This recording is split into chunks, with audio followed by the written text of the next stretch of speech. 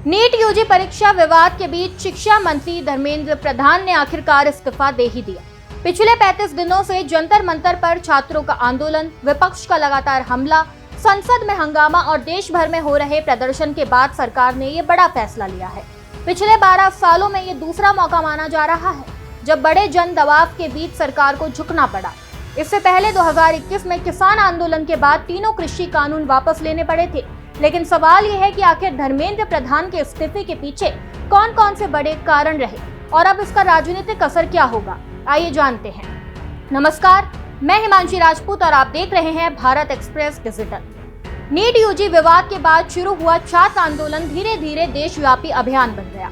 20 जून को कॉकरोच जनता पार्टी यानी सीजेपी ने जंतर मंतर पर प्रदर्शन शुरू कर दिया। इसके 8 दिन बाद सोनम वांगचुक भूख हड़ताल पर बैठ गए।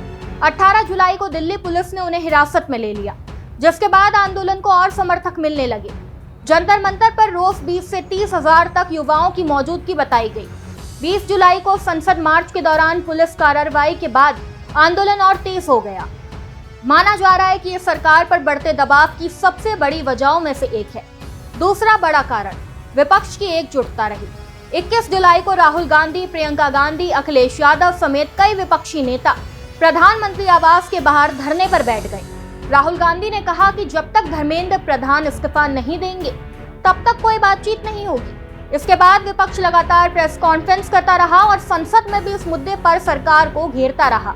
पूरे सप्ताह संसद की कार्यवाही भी इस विवाद की वजह से प्रभावित रही। तीसरा बड़ा कारण युवाओं की बढ़ती नाराजगी मानी जा रही है। भारत की आधी आबादी 29 साल से कम उम्र की है और चुनावों में युवाओं की भूमिका बेहद अहम होती है। शिक्षा, रोजगार और परीक्षा व्यवस्था को लेकर लगातार उठ रहे सवालों के बीच सरकार के खिलाफ नाराजगी बढ़ने की बात कही गई। कुछ राजनीतिक सर्वे में ये दावा किया गया कि अगर आंदोलन लंबा चलता है तो इसका असर बीजेपी और उसके सहयोगी दलों पर भी पड़ सकता था। चौथा बड़ा कारण आने वाले विधानसभा चुनाव माने जा रहे हैं।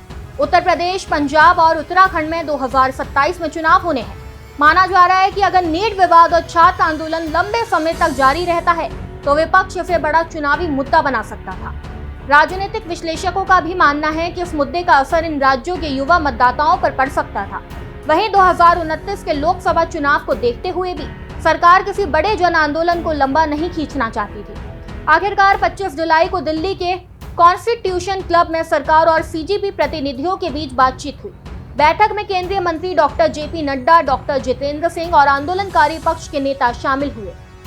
बातचीत के बाद संयुक्त प्रेस कॉन्फ्रेंस में सरकार ने प्रदर्शनकारियों की मांगों पर सहमति जताने की बात कही। इसके बाद सीजेपी की ओर से आंदोलन समाप्त करने का ऐलान कर दिया गया।